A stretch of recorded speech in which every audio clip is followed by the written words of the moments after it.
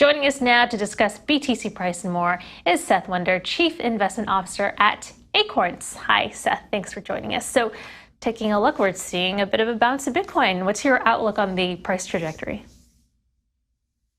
Well, thanks for having me, first of all.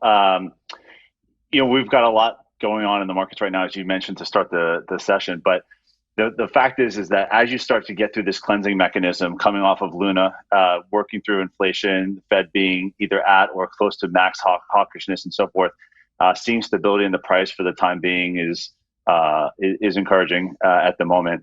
The reality is we're probably working through a cleansing mechanism similar to how the NASDAQ and tech stocks did 20 years ago, where there was an overfunding of let's say subpar businesses and so forth, and then the leaders eventually emerged, and we had great growth for the internet and all those businesses back then. And we're probably going to do something similar now when it comes to altcoins and business models in the crypto space that don't warrant duration. Well, right now we're seeing that Bitcoin dominance is up, and on your platform, are you seeing a flight to Bitcoin compared to alts?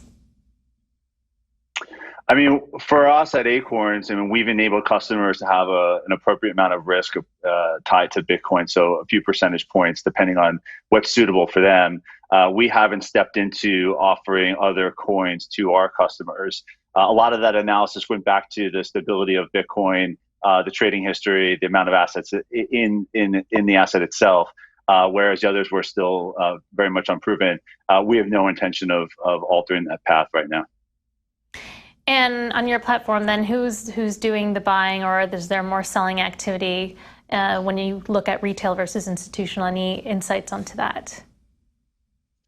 Yeah, I think that's like a great question. So we have educated our customers to appreciate that markets get volatile and bumpy, but the reality is that recessions and market volatility and market returns are very disconnected. So one thing that's important for people to remember is that if you look at the 15 recessions in the last 100 years in the U.S., the market's actually been higher 46% of the time. So it's basically a coin flip.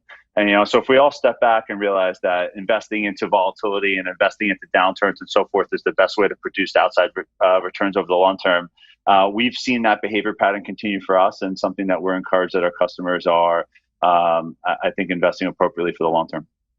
All right, so then is this a good time to buy, or do you anticipate lower lows given, in terms of the traditional markets, the Fed is likely to raise rates in the next couple of meetings this summer, and there could be more QT, quantitative tightening?